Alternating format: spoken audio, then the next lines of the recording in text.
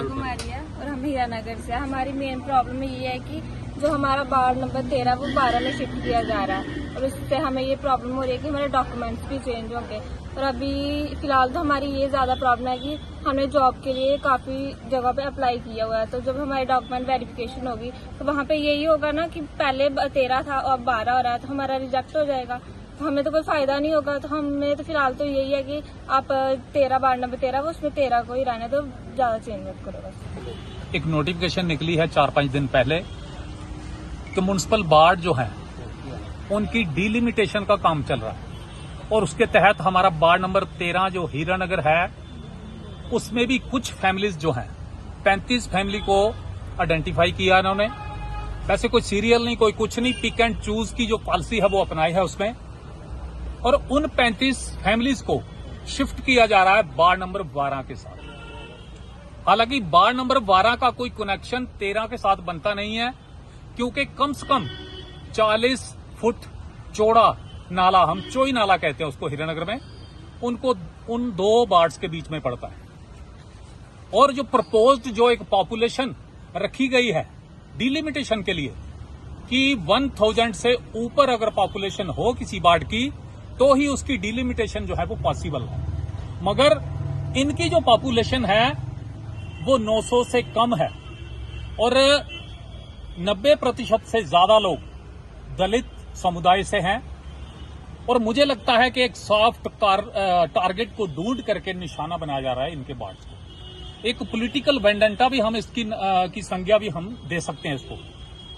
कि ward divide होगा तो उससे नुकसान ये होगा, इन लोगों का साफ तौर पे कहना है कि हमारा बड़ा वार्ड है, बहुत सारे लोग जो हैं हम मजदूर वर्ग से हैं, अगर वार्ड डिवाइड नहीं होता तो हमारा एक अतिरिक्त कारपोरेटर जो है वो जीत के म्युनिसिपल कमेटी में जाता है और जो हमारी आवाज को म्युनिसिपल कमेटी में उठाता है, हमारी छोटी मोटी जो गलियों नालियों की प्रॉब्लम होती है थोड़ी बहुत, वो उनको हाईलाइट करता है म्युनिसिपल कमेटी में। अगर वार्ड को डिवाइड कर दिया जाता है तो इनकी प्रॉब्लम जो है वो हाईलाइट करने वाला शायद ही कोई बचेगा और ये मुश्किल में लोग आ जाएंगे। हालांकि वार्ड में बहुत सारी प्रॉब्लम है, PMAY के इतने एलिजिबल केस हैं, उनको कोई पूछता नहीं। दूसरी वार्ड की बात करूं तो जिनके 3-3 मंजिल मकान है उनको भी मकान दे दिए गए हैं PMAY आवास के तहत, इनको कोई नहीं पूछता। 12-12, 13-13 साल से गलियां नहीं बनी इनकी, कोई सफाई कर्मचारी वहां नहीं जाता। लेकिन एक सॉफ्ट, जैसे मैं बोला कि टारगेट ढूंढ करके, यानी कि वोट को कैसे डिवाइड किया जाए इनके और कैसे इनको पॉलिटिकली नुकसान पहुंचाया जाए, उसके जो है वो एक जिसको बोलते हैं हम के एक प्लान जो है वो बना रहा है, जा रहा है सरकार के द्वारा। मैं कहूंगा कि सरकार जो है वो सबका साथ सबका विकास की बात करती है, तो इनका विकास भी ऐसे नहीं हो सकता इनके वोट को डिवाइड करके। तो मेरी गुजारिश रहेगी सरकार से, और आज हमने जो हमारा विरोध पत्र है वो DC साहब को सौंपा है, एडिशनल डिप्टी कमिश्नर जी को सौंपा है, और हीरानगर में भी हमने SDM साहब को भी सौंपा है और एग्जीक्यूटिव ऑफिसर साहब को भी सौंपा है, और एक कॉपी हमने रजिस्ट्री करके डायरेक्टर लोकल बॉडी को भी पोस्ट कर दी। हमने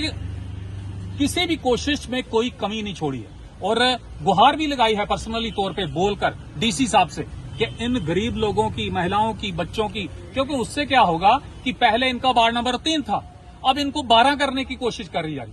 पहले इनके सारे के सारे डॉक्यूमेंट्स जो थे वो चेंज करवाए, चाहे बर्थ हो, डेथ हो, आधार हो, तब तो स्टेट सब्जेक्ट भी था जब वार्ड नंबर 3 था तो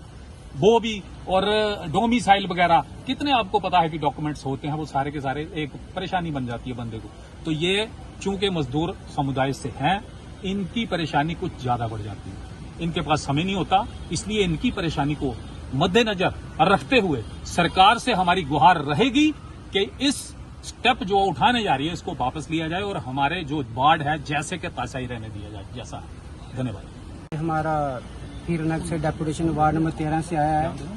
क्योंकि इनका एक नोटिफिकेशन निकली जिसमें 13 वार्ड कुछ 35 घर हैं वो 12 वार्ड को जा रहे हैं, क्योंकि जो 13 वार्ड है हमारे हीरानगर का, ये ना तो जोग्राफिकली और ना तो समाजिकली दूसरे वार्ड को मैच खाता है, क्योंकि ये जो पिक एंड चूज वाली पॉलिसी है, पॉलिटिकली बेनिफिट लेने के लिए इस वार्ड के को डिवाइड किया जा रहा है। क्योंकि